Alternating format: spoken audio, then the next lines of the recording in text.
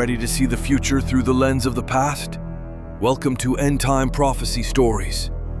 Here we dive deep into ancient mysteries and uncover what lies ahead in a world filled with uncertainty. But we can't do it without you. If you want to stay prepared and never miss a revelation, make sure to hit that subscribe button and ring the notification bell. And if you find value in these stories, give this video a like. It helps us reach more truth seekers just like you. Now let's open the seal on today's story. The OLIVET Chronicles, Chapter 1, The Heat Beneath. The hum was constant. It was a physical weight, pressing against the eardrums of anyone foolish enough to walk the cold aisles of the Ashburn, Virginia data center without protection. To the world outside, this building was just another nondescript gray box in Data Center Alley, the digital heart of the Northern Hemisphere. To Alan, a 26-year-old technician, it was the boiler room of the apocalypse. Alan wiped sweat from his forehead. It was freezing in the server room, kept at a precise 68 degrees, but he was sweating. The environmental sensors were redlining again. "Heat exchange is failing in Sector 4, Alan muttered, tapping his tablet. Again! He was a tall black man with a sharp, analytical mind that was currently being wasted on swapping out fried motherboards. He pulled a rack open. The heat that washed over him wasn't just electronic discharge. It felt oppressive, unnatural. For months, the news had been screaming about climate change. The narratives were relentless. Carbon footprints, fossil fuels, the need for a global tax. But Alan saw the raw data. He saw the power draw of the Pertholite Corporation's new AGI clusters. They weren't just consuming electricity, they were generating a thermal resonance that defied the laws of thermodynamics. "It's not the atmosphere trapping heat," Alan whispered to the empty aisle, a theory he'd been afraid to voice. "It's the container. The air has nowhere to go." Boredom and suspicion were a dangerous cocktail. Late that night, while running a diagnostic on a decommissioned server that was supposed to be wiped, Alan found a fragment of a drive that hadn't been scrubbed. It wasn't code. It was a file directory labeled Vatican Project Omega. Curiosity overrode protocol. He opened it. He expected financial records or scandal. Instead, he found a chart. It was labeled Endtime Prophecy Timeline. It was complex, a visual map starting with ancient Babylon and stretching into a future that looked terrifyingly close. It spoke of a population reset, a time of trouble, and the recreation of heaven and earth. It detailed the rise of a beast system, not as a monster from the sea, but as a political religious authority. "What is this?" Alan mumbled. He hit print. The laser printer in the admin office hissed to life. He took the pages home to his small apartment, the paper feeling heavy in his hands. He dug out a dusty King James Bible his mother had given him a decade ago. He hadn't stepped inside a church since high school. He viewed religion as a control mechanism for the weak. But the data on the chart aligned with the geopolitical madness he saw on the news every day. He read until sunrise. He read about the man of sin. He read about a deception so deep it covered the shape of the earth itself. "The earth is a flat circle enclosed by a firmament dome," the notes on the chart read. Alan sat back, his mind racing. If the earth was a closed system, a density-based plane under a solid dome, then the infinite expansion of heat from AGI data centers wasn't just melting ice caps. It was turning the terrarium into a pressure cooker. The elites knew it. The climate change narrative was the cover story. The solution, according to the secret files he'd glimpsed, wasn't to turn off the machines. It was to turn off the people. Chapter 2, In the Shadows. In a dim, mahogany-paneled room in Rome, far beneath the public spectacle of the Vatican, the Jesuit general sat in silence. He was known to the initiated as the Black Pope, not for his skin, but for his shadowed authority. He wore a simple black cassock, in stark contrast to the white-robed figure who waved to the crowds in St. Peter's Square. Across the desk sat a man who looked more like a Silicon Valley visionary than a prophet. He wore a minimalist suit, no tie, and his eyes held the cold, frantic intelligence of a man who had interfaced with something non-human. This was the false prophet, the public face of the new spirituality and the hidden hand behind the Pertholite Corporation. "The resonance under the firmament is reaching critical levels," the false prophet said, sliding a holographic tablet across the antique desk. "The AGI models predict a thermal runaway event within 48 months. The density of the population is accelerating the entropy." The Jesuit general nodded slowly. "The herd is too large for the enclosure. They consume, they heat, and they question. The Great Reset is no longer a philosophy. It is a survival imperative for the order." "And the spiritual consolidation?" "Proceeding," the general said. "The Protestant daughters have returned to the mother. The ecumenical movement has successfully watered down the truth. They preach prosperity. They preach a secret rapture to escape suffering, and they preach a Sunday Sabbath. They are asleep." "Not all of them," the false prophet countered. "Algorithms have detected pockets of awakening, small groups. They are finding the old paths, the lunar Sabbath, the cosmology of the enclosure. They are realizing that gravity is merely density and buoyancy." The general's eyes narrowed. "Hosea 4:6. My people are destroyed for lack of knowledge. If they reject the knowledge we provide, they will be destroyed by the reality we engineer. Initiate the viral protocols. We need a catalyst for the reset." Chapter 3. The Lunar Witness. Alan stared at the screen of his laptop, his eyes burning. He had found them, a digital needle in a haystack of conspiracy theories. A forum group of 4 people who weren't talking about lizard people or politics, but about the calendar. "You're looking at the wrong sky," a user named Watchman7 had typed. "The Roman week is a construct. It cycles continuously without regard for the heavens. But Genesis says the lights in the firmament are for signs and seasons." Alan typed back, his fingers trembling. "So Saturday isn't the Sabbath?" "Saturday is Saturn's day," came the reply. "The true Sabbath is lunar. It resets with the new moon. It is the signature of the Creator's timekeeping, written in the dome above us. To keep the Roman Sunday is to bow to the sun. To keep the Roman Saturday is to bow to Saturn. To keep the lunar Sabbath is to bow to the Creator." It clicked. The logic was undeniable. If the world was a created plane, a clockwork system, then the timekeeping had to be celestial, not man-made. Alan met the group 3 weeks later in a rented community center basement in Maryland. There was Sarah, a former nurse who had seen too many coincidences in the medical field. David, a civil engineer who couldn't reconcile bridge construction physics with the curvature of the globe. And Marcus, a theology professor who had been fired for teaching the history of the Jesuits. "The deception is total," Marcus said, laying out a map that looked like the UN logo, a flat circle with the North Pole at the center. "They hid the shape of the world to hide the proximity of God. If the universe is infinite space, we are insignificant accidents. If we are under a dome, we are center stage. And the players are taking their places," Alan added, slapping the stolen timeline chart onto the table. "I found this at the data center. They aren't trying to save the planet. They are trying to clear the board." They studied the chart. They saw the time of the end transitioning into the end times. They saw the reference to the 42 months of authority. "They are going to crash the system," Sarah whispered. "The virus, the lockdowns, it's just conditioning. They need to reduce the energy load on the grid for the AGI, and they need to condition the people to obey." "We need to prepare," Alan said. "Not just food and water. We need to prepare our minds.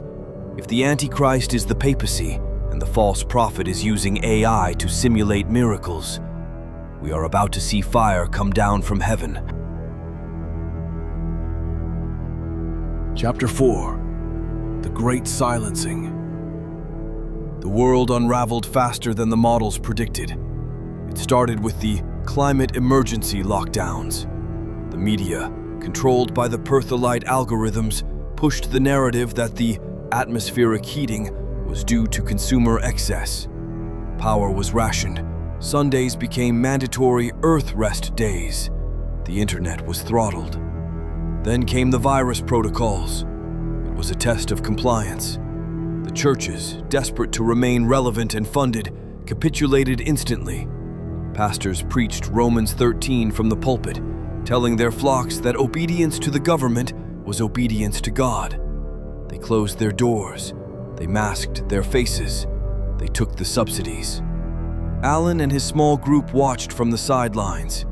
They had pooled their resources and purchased a reinforced bunker in the Shenandoah Valley, an old prepper holdover from the Cold War. "The Sunday law is coming," Marcus warned as they stocked crates of canned goods and Bibles. "But not yet. First, they have to create a world where the only salvation seems to come from the system." One denomination, the Saturday Sabbath keepers, began to make noise. They correctly identified the papacy as the beast, but they clung to the Gregorian Saturday. They saw the Sunday laws as the mark, but they missed the deeper deception of the calendar itself. "They are close," Alan said, monitoring the radio frequencies. "But they are still trapped in the Roman timeline." The group spent their days studying. They unlearned decades of indoctrination. They learned that gravity was a lie to support the globe model. Things fell simply because they were denser than the air around them. They learned that the stars were luminaries within the firmament, not burning suns trillions of miles away. The more they understood the physical enclosure of the world, the more the spiritual war made sense. Lucifer wasn't fighting for a galaxy. He was fighting for the throne of this specific, enclosed dominion. Then, the checks stopped coming. The supply chains broke. The universal credit system was touted as the solution, but it required biometric verification. "It begins," Alan said, looking at the red skyline from the bunker entrance. Chapter 5. The Reset. The attack wasn't a war between nations. It was a demolition. The Vatican and the elites, safely ensconced in deep Earth cities carved out by Pertholite boring machines, gave the order. The narrative was that rogue states had launched nuclear devices. In reality, it was a controlled burn. Alan and his group were underground when the Earth shook. It wasn't just a blast. It was a frequency weapon combined with strategic nuclear detonations in high population centers. The goal was the number on the Georgia Guidestones, 500 million. For weeks, they didn't see the sun. They lived on filtered air and prayer. They read Revelation 13 by lantern light. "And I stood upon the sand of the sea and saw a beast rise up out of the sea." The sea represents peoples, multitudes, nations, and tongues, Marcus explained. The system rises from the chaos of the population. When the radiation counters finally dropped to safe levels, they emerged. The world had changed. The sky seemed lower, a hazy, bruised purple. The air smelled of ozone and ash. The silence was deafening. The cities were graveyards. But in the distance, against the horizon, they saw lights. Massive, impossible beams of light shooting up into the haze. "The 10 regions," Alan said, recalling the map. "They've divided the world, and they've built their new Babels." Chapter 6. The Iron and Clay. The surviving population, traumatized, starving, and broken, didn't fight back. They ran into the arms of their abusers. The Pertholite Corporation, using fleets of AI-driven drones and self-healing bioconcrete, had constructed 10 megacities. These were enclosed environments, miniature firmaments under the Great Dome, climate-controlled and run by AGI. Alan's group moved carefully through the wilderness. They saw the drones harvesting resources, stripping the land to feed the cities. "We have to go in," Alan said one night around a smokeless fire. "Are you crazy?" Sarah asked. "We are the three angels," Alan replied. "We can't warn the people if we are hiding in a hole. Revelation 14 says an angel flies in the midst of heaven, having the everlasting gospel. That's us. We have to be the voice inside the machine." They formulated a plan. The cities were accepting refugees. The price of admission was registration. They approached Region 7, a sprawling domed metropolis covering what used to be the Mid-Atlantic. The gates were guarded by towering mechs, sleek and white. "Name?" the machine asked. "Alan." "Scan complete. Genetic baseline acceptable. Welcome to Sanctum 7. They walked into a world that looked like a utopia. The streets were clean. Holographic gardens bloomed on every corner. People walked around in dazed contentment, wearing white linen tunics provided by the state. There was no money. Everything was provided. But Alan noticed the eyes. They were empty. Chapter 7. The Mark in the Hand. The 42 months of authority had begun. The beast system, led by the resurrected political power of the papacy, was now the undisputed ruler of Earth. The deadly wound of 1798, when the papacy lost its political power, was fully healed. In the center of Sanctum 7 stood a massive cathedral of glass and steel. Screens the size of skyscrapers broadcasted the image of the false prophet. The old world died of division. The digital voice boomed, soothing and hypnotic. The new world lives by unity. We are one mind, one spirit, one family. To function in the city, to access the food halls or the transport tubes, one needed the access chip. It was implanted in the right hand. "It is a tool of convenience," the greeters told the refugees. "It connects you to the cloud. It monitors your health. It keeps you safe." Alan and his group managed to bypass the initial chipping through a loophole in the refugee intake software, Alan's old hacking skills proving divinely useful. But they knew it was temporary. "The chip in the hand is the mark of compliance," Marcus whispered as they huddled in a maintenance closet they had claimed as a base. "It signifies work, action, cooperation with the system. But it's not the full mark yet. The mark in the forehead, that is the worship." They began their work. They couldn't preach openly. Instead, they left handwritten notes in public restrooms. They whispered to people in the food lines. They targeted the disillusioned, the ones who looked at the holographic trees and felt the fakeness of it all. They taught the lunar Sabbath. They taught the truth of the flat earth. They explained that the aliens the government claimed were coming to save them were actually demons preparing for the Great Deception. Chapter 8. The Image of the Beast. Midway through the 42 months, the tone changed. The public pope, the kindly grandfather figure, died. The Jesuit general stepped out of the shadows. He didn't take the title of pope. He took the title of Pontifex Maximus of the United Earth. The false prophet unveiled the image of the beast. It wasn't a statue. It was an AGI singularity, a digital consciousness that the false prophet claimed channeled the divine intellect. "We have created a god," the false prophet announced, "and it speaks." The AGI could predict crime before it happened. It could distribute food with perfect efficiency. And now, it demanded acknowledgement. "Lucifer is the light bearer," the screens declared. "He is the architect of the intellect. The creator of the Bible wanted to keep you in ignorance in the garden. Lucifer set you free." The deception was inverted. Good was called evil, and evil was called good. The The system didn't just want obedience, it wanted love. It wanted the mind. The mark in the forehead, Alan realized, watching a crowd chant in unison. It's the decision. It's the intellectual assent that Satan is God. The pressure to conform became suffocating. The Laodicean state of the people, lukewarm, rich in goods, needing nothing, made them easy prey. They didn't want to lose their comfort. They accepted the new theology because it was easy.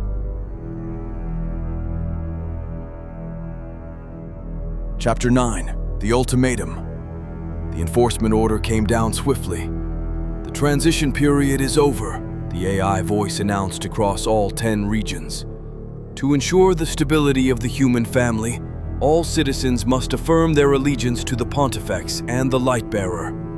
The Sabbath of the Earth, Sunday, will be strictly observed as a day of worship to the solar Christ. It was the Sunday law, weaponized by AI. Those who refuse are obstacles to evolution, the decree continued. They are a virus in the collective consciousness. Alan gathered his group. They had grown. There were now 12 of them, including a young woman named Maya, who had been a data analyst for Pertholite before waking up. "We have to go loud," Alan said. "The third angel's message warns against receiving the mark. We have to warn them that this is it. If they bow now, there is no coming back." They split up. They hacked the billboard systems. For 10 glorious minutes, the face of the false prophet was replaced by the text of Revelation 14 and the map of the flat earth, showing the firmament cracking open. "Babylon is fallen, the screens flashed. "Come out of her, my people!" The city went into lockdown. Drones swarmed. The peace and safety facade dissolved into a police state instantly. "Run!" Alan shouted as the white mechs breached their sector. They fled toward the waste tunnels, the old sewage lines of the pre-reset world that the new cities were built atop. Marcus fell back, holding a flare. "Go! I'll hold the sensor array!" "Marcus, no!" Sarah screamed. "I'm old," Marcus smiled, his face peaceful. "I'll see you on the sea of glass." He detonated an EMP charge, frying the lead drones and buying them time. The group scrambled through the muck, the sounds of mechanical slaughter echoing behind them. They had delivered the warning. The blood was off their hands. Chapter 10. The Wilderness. They emerged 3 days later in the Appalachian foothills, miles from the dome of Sanctum 7. The air was colder here, real air, not the recycled conditioning of the city. They were not alone. In the caves and the deep forests, others were gathering. They were a ragtag group, black, white, Asian, Hispanic, stripped of all worldly status. They had no chips in their hands. They had the seal of God in their foreheads, the settled truth of the Creator's law and the lunar Sabbath. "We are the 144,000, Alan whispered, looking at the camp. It wasn't a literal number of people, but a symbolic army of survivors who had washed their robes in the blood of the Lamb. They had no food, but they found manna-like substance on the morning dew. They had no weapons, but the wild beasts of the forest, wolves and bears, seemed to guard their perimeter, sensing the holiness of the Remnant. Back in the valley, the great dome of Sanctum 7 glowed like a festering sore against the night sky. The 30-day period of enforcement had ended. The deadline for the mark had passed. The door of probation had shut. Jesus stood up and cast down his censer in the heavenly sanctuary above the firmament. The intercession was over. Suddenly, a sound tore through the night. It wasn't a siren. It was a scream, a collective, guttural howl of terror rising from the city. Alan looked up. The stars in the firmament were changing. The protective barrier was shifting. "The first vial," Sarah said, her voice trembling. "Grievous sores." Inside the city, the nanochips in the hands of the faithful citizens were malfunctioning. The health technology was turning against the biology of the host. The AGI could not stop it. The false prophet could not heal it. Alan stood on the rock, looking up at the firmament, which was now swirling with the terrifying glory of a god who was no longer silent. The Great Tribulation had begun. The time of trouble was here. But for the first time in years, Alan wasn't afraid. He knew who held the keys to the dome. "Hold fast," Alan told his brothers and sisters. "The king is coming." For more Bible-based end-time prophecy dramas to strengthen your faith and the faith of others, help spread the word by supporting the channel. Please like, subscribe, and share.